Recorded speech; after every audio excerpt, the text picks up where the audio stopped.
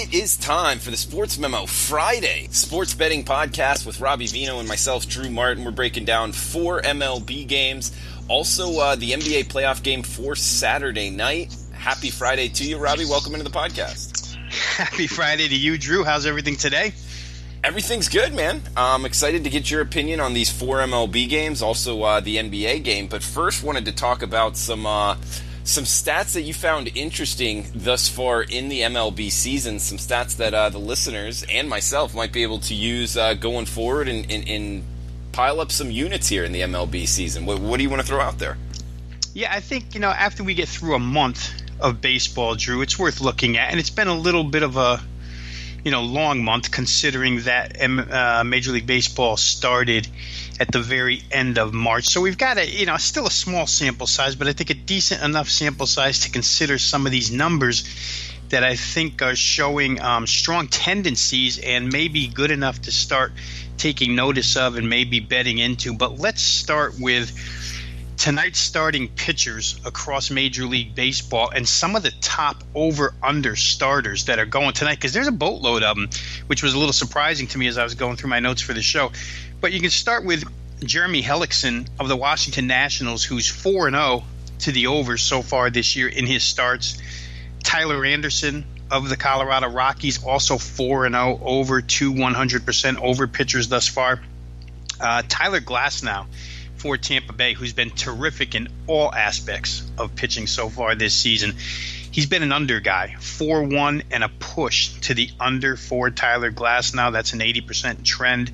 Jorge Lopez of the Kansas City Royals, 5-1 over the number this year, 83% trend with him. Yusei Kikuchi of Seattle, a guy that we'll talk about in a game preview in a little bit, but he is 5-1 to the over in his 6 starts.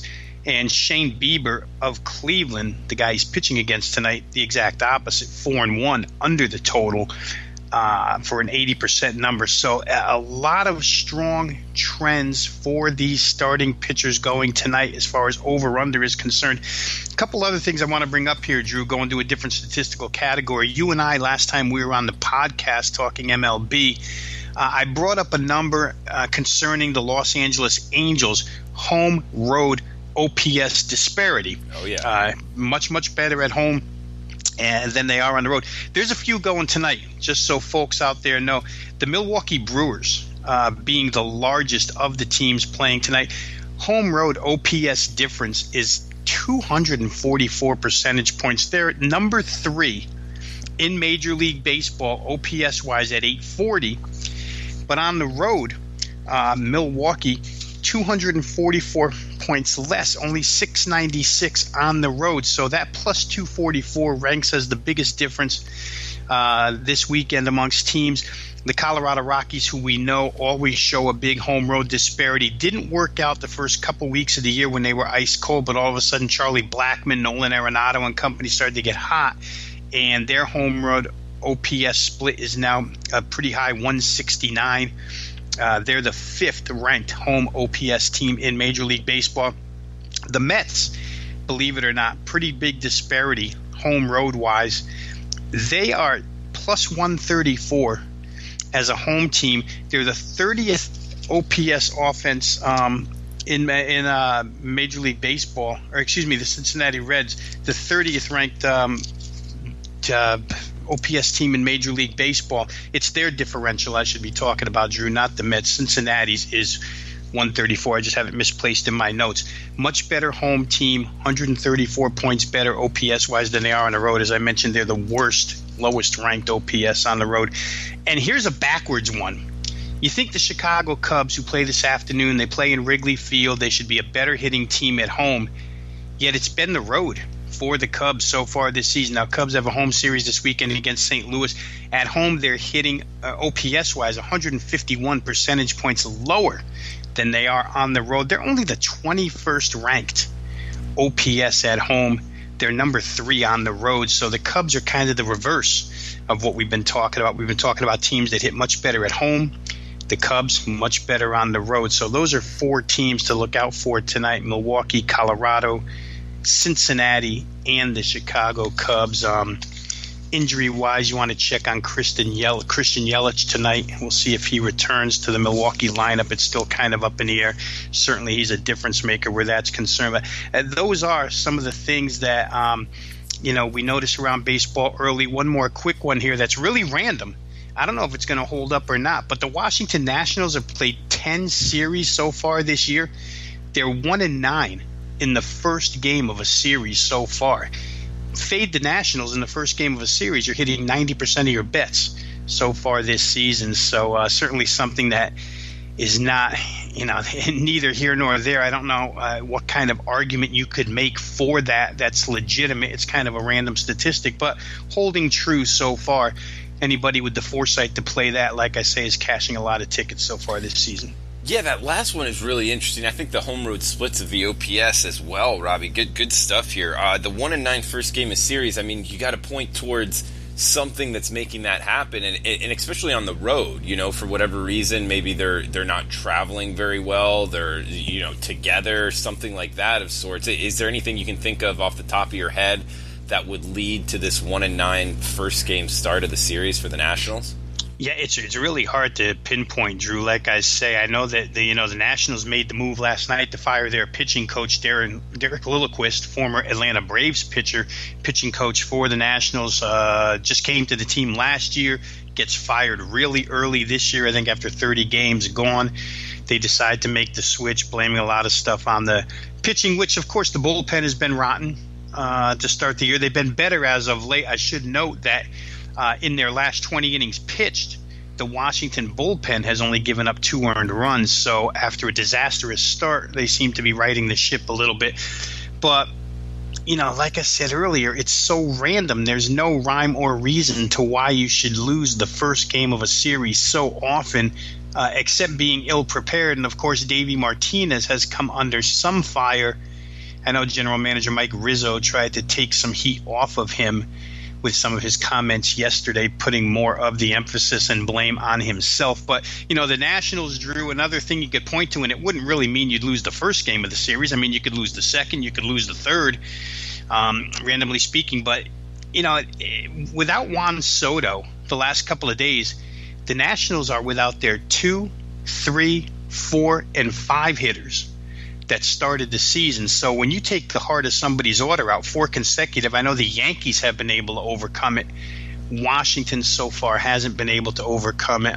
There's a lot of reasons why they've been bad. I can't pinpoint why they're specifically bad first game of the series. Man, that's good stuff. 2, 3, 4, and 5 hitters out for Washington. That has fade only for me, Robbie. Yeah, and we'll see if Juan Soto gets back in tonight. The back pain came up right before the game a couple of nights ago. He was a real late scratch, didn't play the next day, and we'll see, along with Christian Yelich, if he gets into the lineup here tonight. But, when you start the season with a projected lineup and 1 month in, you're without 2, 3, 4, and 5, Anthony Rendon, all those guys, that hurts. No doubt about it. Yeah, for sure. And of the team OPS home road splits you brought up, I mean, Milwaukee at 244, they're leading MLB. Just last week or earlier this week, you brought up the Angels team OPS home road splits, and I believe that was right around 250 as well. So the Angels still up there? The Angels are, as a matter of fact, Drew. They're at 241. Okay. So right there with the Milwaukee Brewers. The Angels just a lousy road offense so far this year, which really is the reason why their gap is so wide. Milwaukee hasn't been a terrible road offense, just so good at home. But yeah, those things are worth noting, because I think that aside from the obvious, right, I think we always know every year going in that Colorado's going to hit better at home than they are on the road because of the park, that a team like San Diego is going to hit better on the road than they are at home because they play at Petco at home. Some of this stuff holds up, but some of this other stuff when you play in, I don't want to call Milwaukee a neutral stadium because it's really not. Certainly Anaheim plays 2 pitchers more than hitters, so Anaheim's numbers are pretty relevant to me. But it is interesting just to see how these teams – and the reverse split on the Cubs, to me, Drew, when I looked at it, I'm like, holy cow, how do you play in Wrigley and hit 151 points worse where OPS is concerned in that stadium than you do on the road? So sometimes it's just where – teams catch fire. I think in the case of the Cubs, they haven't played a lot of home games. The Cubs have been on the road more than they have at home, so they've had more chance to do damage on the road, and they've been hot lately. I think that is the hottest offense in Major League Baseball over the last 7 days. So, baseball is so full of so many statistics. I think you and I talked about this once before, that you can get so consumed in daily handicapping with these statistics that you just got to shake your head and say, sometimes it doesn't have to be that difficult, and you don't have to burrow into these holes so deeply. But when the numbers are there in front of you, I think you have to take notice. Yeah, absolutely. Good numbers there, Robbie. Thanks for throwing that out. And guys, we're going to break down 4 MLB games here and the one Saturday NBA playoff game. If you're looking for Friday's NBA playoff analysis, we broke it down with Teddy Covers on yesterday's podcast, which you can get at the sportsmemo.com podcast tab. Just check it out. All the last podcasts are up there. We got the podcast coupon code WEEKEND, WEEKEND, at checkout for Robbie Veno or myself, Drew Martin's 3-day all access for just $29. That's $40 off the retail price. So weekend at checkout for the 3-day all access will get you Friday, Saturday, and Sunday's action for just $29, less than $10 a day. It will be good until midnight tonight. We got 7:10 Eastern first pitch here. NL East showdown, Atlanta at Miami. We got Kevin Gausman versus Urena for the Fish. Looks like Atlanta minus 160 road favorites. Total of 8 in South Florida tonight, Robbie.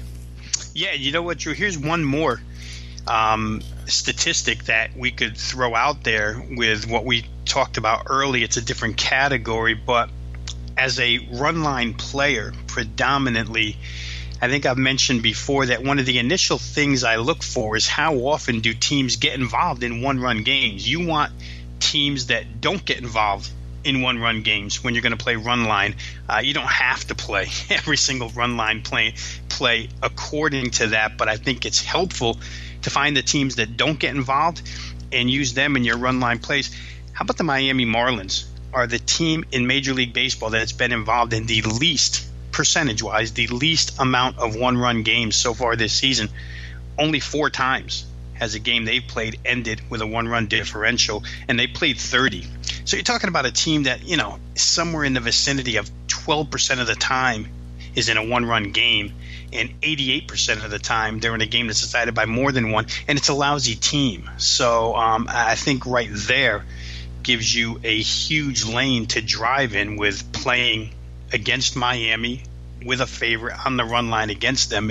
Make a little bit of money that way so far this season. In this particular game, I think the major thing we want to bring up here is, overall starting pitcher statistics can really be deceiving in handicapping. You really got to dig through and see exactly how those numbers were accumulated. In this case, you've got 2 pitchers that are going, in my estimation, in opposite directions. You would think at face value Kevin Gausman's the better starting pitcher here, the better option, but Jose Urena's been really good as of late. His last 3 starts have added up to 20 innings pitched, which is almost 7 innings per outing.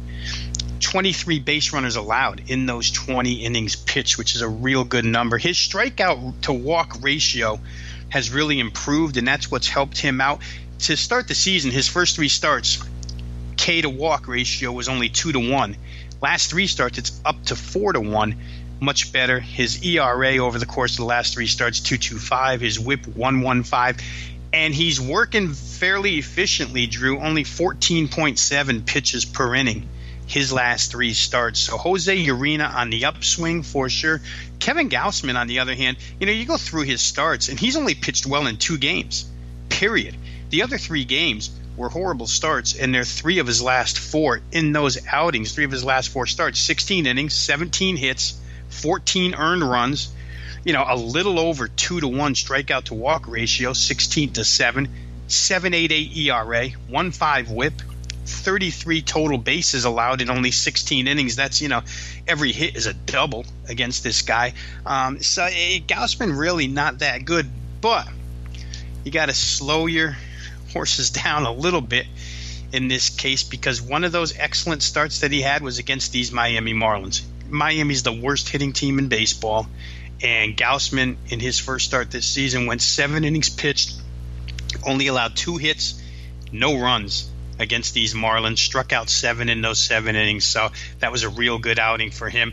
I still like, Urena's probably worth a shot here as an underdog because he's throwing so well. I know Atlanta's got a terrific offense, so you're betting into some bad things. But there's also some good things here in play for Miami, including that starting pitcher tonight, Jose Urena. He seems to be going a much better direction than Kevin Gausman is right now. And also, real quick, the Atlanta Brave bullpen. I think every time we talk about the Braves, we have to bring up this bullpen, which is absolutely miserable. Again, I know you and I talked about this last time out where the crowd was chanting Craig Kimbrell in recent games. So the bullpen can't be counted on for the Atlanta Braves, that's for sure. Yeah, and Robbie, you brought up in the beginning that the Marlins not playing very many one-run games, and so that means when they are winning, they're winning by more than 1 run as well, right? It does, yeah. I think that the problem for them is they only have 9 wins, and how many of those were 1 runs, I can't tell you, but the 21 losses certainly show you that when they lose, and their run differential will show you that when they lose big. The Miami Marlins right now with a run differential of minus 59, which is the second worst in all of baseball. Only the Orioles are worse. Robbie, we got 3 more MLB games here. Another 7:10 Eastern first pitch. San Francisco at Cincinnati. We got Sonny Gray versus Tyler Beede here. Total of 8, minus 150. That's Cincinnati laying at home. Yeah, another one of these big over-under split guys so far this year. Drew, Sonny Gray, 6 starts, 5 unders, only 1 over. So again, going back to what we discussed to start the podcast, here's a guy on an 83% trend to unders so far this season. We've seen some money on under here in this game, as well as money on Tyler Beede. And I think, for anybody who follows baseball every single day, bets baseball every single day, handicaps baseball every single day, and you chart or at least see line moves, whenever a highly touted rookie pitcher steps in to throw in his first start, it seems like the flood of money comes in on that guy. Everybody wants to be to the rookie pitcher that's highly touted. Nothing different about today where Sonny Gray opened as a $1.70 favorite and is now almost universally down to about a $1.49 favorite. 21-cent move on the underdog road San Francisco Giants. In my estimation, the only reason there is for that is because Tyler Beede's pitching. You can't say it's because Sonny Gray's pitching. Sonny Gray's been phenomenal so far this season. And again, let's just go back to real quick that Sonny Gray was reunited in Cincinnati here with his pitching coach from Vanderbilt. And when Sonny Gray was with the Yankees last year, the Yankees asked him to pitch into their philosophy, which was 360 degrees different than Sonny Gray's philosophy of pitching. The Yankees asked Sonny Gray to throw the way their organization likes you to throw, which is start off with breaking stuff, get ahead in the count, and then come with your fastball. Sonny Gray, for his entire career dating back to Vanderbilt, had been a first pitch fastball, get ahead in the count that way pitcher. Doing it backwards didn't work in New York. Being reunited with his pitching coach in Vanderbilt, where now he's throwing so many more first pitch fastballs and getting them in there, it has shown a huge difference in his numbers so far this year. He's been terrific as a starting pitcher for Cincy. Sonny Gray right now, 29 2/3 innings on the season and a 0.98 whip. He's allowed 1 home run in 6 starts. 36 Ks to 8 walks. That's about 4.5 for a ratio there. And here, he gets one of the worst offenses in Major League Baseball. This San Francisco Giant offense, pathetic. Numbers-wise, you'll find them down the bottom of the statistical categories in team hitting in almost every statistic. So he's got a good lineup here. It matches up well for him. I'll say this about this game. Tyler Beede, obviously a kid who's turned it around, not this year, but last year his ERA was 7.05 in the minor leagues, and this year he came to spring training, threw really well, went to the minor leagues, threw exceptionally well. They think he's ready to come up now. We'll see tonight how he does against a Cincinnati lineup. One thing I took from this game, Drew, is that Cincinnati posted their starting lineup for today's game really early, and it was kind of a pared down version of their starting lineup. So I don't necessarily care for the starting lineup that the Reds are using here tonight. But, if it were their normal starting lineup, I probably would have been on the Reds immediately without even thinking twice. I would have backed Sonny Gray in this game. But the lineup, had a couple of people missing from it. Also, while Tyler Beattie's coming up for the Giants, let's not forget to mention that Nick Senzel for the Reds, their number one rated prospect in the organization, makes his first start tonight in center field. So you've got a couple of, and we've seen this a couple of times this week. I think we saw Griffin Canning for the Angels throw against Vladimir Guerrero of the Blue Jays, two highly touted kids coming up, and here you get Tyler Beattie, Nick Senzel matchup there as well. I still think Cincinnati's the right side here. But, even when Beattie leaves the game, let's not forget to point out that the Giants have the number one bullpen ERA in Major League Baseball right now. Maybe another reason why there's been some under money here. Figure two good starts, real good bullpen out of the Giants, two middle of the road, one terrible lineup, one middle of the road lineup. We'll see how it goes, but I can understand the movement on the total here downward. Robbie, let's head to the AL. We got Seattle at Cleveland. Cleveland minus 140, home favorites, 8.5 the total. Yeah, I wanted to talk about this one, Drew, because of the contradiction of the Seattle offense right now.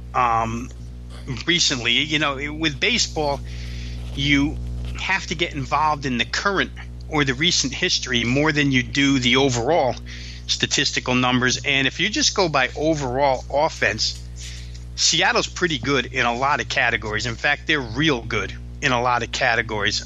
Tonight, when they play Shane Bieber, or when they face off against Shane Bieber, a right-handed pitcher, you'll note that they're the number 6 OPS offense in Major League Baseball against right-handed pitching.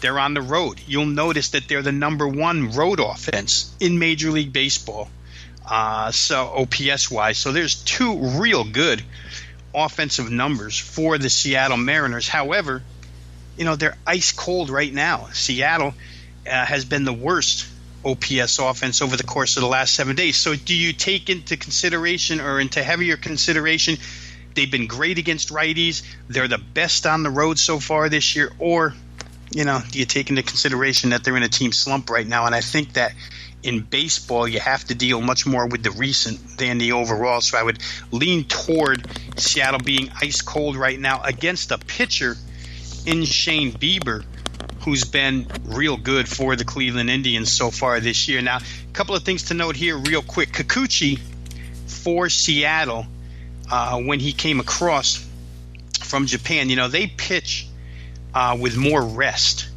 And we've seen this with a couple of Japanese pitchers that have come here to the States where they need that 6 day of rest. So his last start, he worked as an opener. He only went 1 inning because Seattle wanted to get him some work, but they needed to give him a spot off in that turn in the rotation. So they've used him for 1 inning. In essence, Drew, he hasn't started a game since April 20th. Or hasn't thrown a game since April 20th, if you take that 1 inning as an opener out of there. So he's definitely well rested here. You would expect a pretty good result out of him in this game.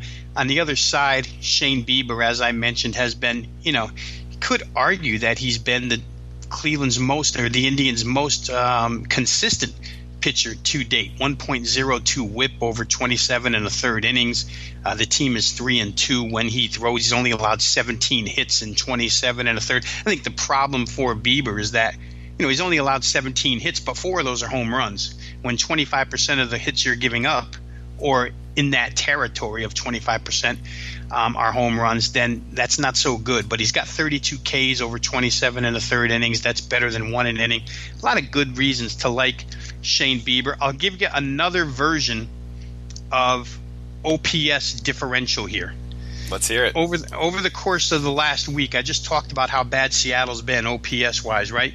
Cleveland has been on the uptick a little bit offensively during that same time period.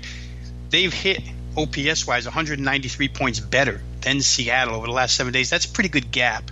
Again, we kind of point out hot pitchers versus cold pitchers an awful lot with statistical numbers to back it up.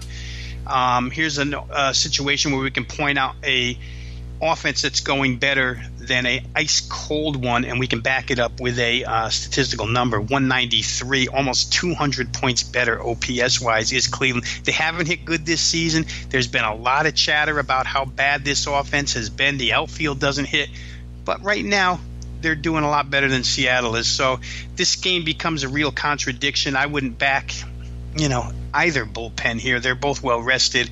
I don't know which one is better than the other. Tough game to handicap. I just thought that all of the contradictions that are involved in this game, it just shows how tough sometimes it is to handicap these games. Yeah, and that's a good stat there with Cleveland kind of heating up, and I'll add something to that might even make it more compelling to jump on Cleveland and jump on Cleveland overs. Is in the last 7 days, one of those games includes the Marlins. Caleb Smith, I believe he went 8 innings, only gave up one run. He was lights out that game. So in the other 5 or 6 games, they must have been really hot, Robbie. Yeah, no, there's no doubt about it. And Caleb Smith, I think he has just, put the clamps on anybody he faces. That was a major move that day. I know you had a piece of that. I had a piece of that as well. And we'll see. You can't expect a hitter like Jose Ramirez for Cleveland to be ice cold forever. But as I read the other night, his batting average and his cold streak dates back to last August. Remember, Ramirez was a candidate for a long, long time last year to be AL MVP.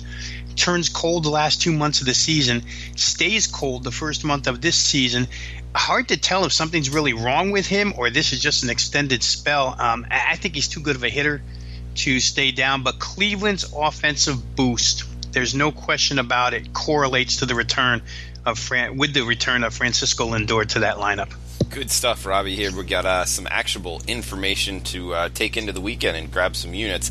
Also, the coupon code here is WEEKEND, WEEKEND at checkout for 3-day all access with Robbie Veno or myself, Drew Martin. You'll get every play, NBA or MLB, for just $29 for the next 3 days. At Friday, Saturday, and Sunday. Expires 12 midnight tonight. Coupon code WEEKEND at checkout. We got an 8:05 Eastern first pitch here. Toronto at Texas. Robbie, Thornton versus Minor. Minor is Minor and the Rangers minus 160 home favorites. I'm seeing also a total of 9, Robbie. Yeah, and I mean, first off, I wanted to talk about this game because there's no way you can't talk about what Mike Minor is doing this year, Drew. A guy who, came up with the Atlanta Braves and had a very live arm for sure. Injuries took away a lot of starts from him, and I think most believed he was on the scrap heap. And now you've got teams across Major League Baseball making phone calls to the Texas Rangers to acquire Mike Minor after just 1 month of pitching, but he's been that good. 40 2/3 innings so far this season, only 25 hits allowed, 39 Ks in those 40 2/3. He comes off a game against the Seattle Mariners, who, by the way, I just mentioned is one of the better hitting teams overall in Major League Baseball so far this season. One of the reasons why they've been cooled down this week was one Mike Minor, who went 7 innings, only allowed 3 hits, 1 run, 13 Ks to only 1 walk. Mike Minor's just been sensational so far this year in the majority of his starts. He'll take on Toronto. Another big OPS difference, Drew, as far as one team versus the other over recent history, the last 7 days. Texas, number 2 OPS. You can go through a list of categories where Texas is inside the top 10 as far as offense is concerned, but their OPS is 222 points higher than Toronto's over the course of the last 7 days. And we all know what Texas does at home. They rake at home in Arlington. The addition of Vladimir Guerrero Jr. hasn't exactly translated into a bunch of offense for the Toronto Blue Jays. They're still very pedestrian, very mediocre. The lineup is not that good. He, of course, is a bonus to have, but he hasn't really made a huge dent or improvement in this lineup, whereas Texas has been sensational offensively. There's a lot of reasons to like Toronto here. The starting pitching edge over Thornton for Toronto is, one of them. The offense for Texas in many different categories over Toronto's adds more fuel to the fire. The problem you run into with Texas, once again, like so many of these teams across Major League Baseball, is the bullpen. Jose Leclerc fails miserably earlier this week. Talk of taking him out of the closer's role. Texas, like the Atlanta Braves, are in a real quandary where that bullpen is concerned. But they may have a big enough gap here in this game, Drew, to not have to really worry about the bullpen in the end. Joey Gallo, a guy who, low average, high home run volume hitter, has actually improved his OPS quite significantly so far this season, which has helped this team. They're getting contributions from all over the place. What Elvis Andrus is doing is amazing for Texas right now.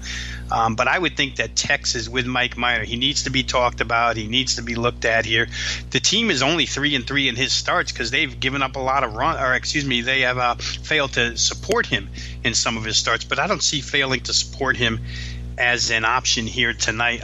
Thornton has given up 4 earned runs or more and not lasted any more than 5 innings in 3 of his last 4 starts. In fact, he hasn't lasted more than 5 innings in any of his last 4 starts, period. So I think you get a lot of offense at home out of Texas here. Great breakdown there of the MLB games and the stats before that. We do have the coupon code WEEKEND at checkout for Robbie Veno or myself, Drew Martin's 3-day all-access pass for just $29, less than $10 a day, using the coupon code WEEKEND at checkout. Robbie, let's break down the one Saturday NBA playoff game. And guys, if you're looking for the Friday NBA playoff game breakdowns, that was on yesterday's podcast with Teddy Covers. But I'll throw it to you, Robbie, to finish off the podcast.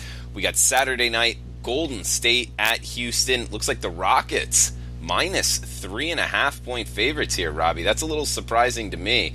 What are you thinking here with Golden State, Houston? Total at 222. Yes, certainly the number is padded because of the sense of urgency for the Houston Rockets here coming back home down 0-2. Can't go down 0-3 or else the series is over if it is, theoretically over already. But certainly that's why the Houston Rockets are listed as a 3.5-point favorite right now. I will say this, Drew, where my power ratings are concerned, Golden State on the road with my power rating should be a 2-point favorite. You're talking about a 5.5-point difference here. Now, last night had the same type of situation with Philly-Toronto. Power rating showed Philly to be a favorite. Toronto went off the favorite. So we'll see what happens here. I know that the sense of urgency deal it certainly has some value, but does it have 5.5 points worth of value? I'm not sure. James Harden's sight after getting the scratched eye the other night seems to be a little bit better. He shot the ball real well for the most part last night after coming back, but I know he did have a difficult time with that eye. Should be better here. The statistical numbers coming out of Golden State really don't give you a lot of reason to want to play Houston, but the results of the games are only 4 and 6 points. So I think the point I'm trying to make here is, as terrible as Houston has played aesthetically throughout the first 2 games, and the way it seems that Golden State has maybe dominated the first 2 games, Houston's actually been right there. Now, I know they closed with a flurry. There were like 12 points in the last 30 seconds, which helped us get a 5% overplay in the other night. And maybe the final score is a little closer than what the game was, but still Houston within 4 and 6 on the road shows that they can hang around, and they hang around because of the threes. If you look at what's going on 3-point wise in this series, Houston has shot 87 3-pointers in 2 games, almost 44 per contest, and they've hit 15.5 threes. So they're scoring around 47 points a game off of the 3-point line. That's what's keeping them involved, along with the free throws. At home, coming out fired up here, perhaps they can catch Golden State off balance a little bit and get themselves a win and cover. But I know where value is concerned, Drew, you have none if you're betting the Houston Rockets. If you bet the Houston Rockets here, it's simply because playoff betting is a little bit different than regular season betting for sure. And you have your betting a desperation mode, which I'm not saying is wrong, because desperation mode has cashed a lot of tickets in the past. But you are betting the bad side of value if you take Houston -3.5 here. Total wise, we've seen a little bit of a drop in the number, not much. The number is what it is. It's been pretty consistent throughout the series. We haven't seen odds makers come off of that sort of 220, 221 spot. So we'll see where that one goes tomorrow. But it's an interesting handicap because, like I say, Houston final score-wise shows some reasons you'd want to be on their side. And value-wise, it just doesn't show up the same. So you got a real decision to make when you handicap and bet that game. So, Robbie, Houston's taken 87 three-pointers to this so far in this season, this series. That's more than Golden State? Yeah, Golden State shot 58, Drew. It's almost 30 more. Golden State is 18 of 58 from the three-point arc after 2 games, 31%. Houston's 31 of 87, 35.5%. So, the two teams combined for 76 last game, 69 the first game. You're going to get a bunch of those. I'll go back into a number that I brought up, Drew, on a previous podcast between you and I that I keep, a statistical category that I think I'm probably the only guy in the universe that keeps, called percentage of potential points scored. If the ball went in the basket every single time it was shot during the game, how many points would have been scored? In the most recent game, I'll just show you the difference between Game 1 and Game 2. In Game 1, if every shot went in the basket, you would have only scored 423 total points. In Game 2, that number increased to 461 points, a 38-point increase. The percentage of shots that went in remained about the same, 48.2, 48.6. So as the chances and opportunities, the volume went up, the score went up. We had a 204 total first game, 224 the second game.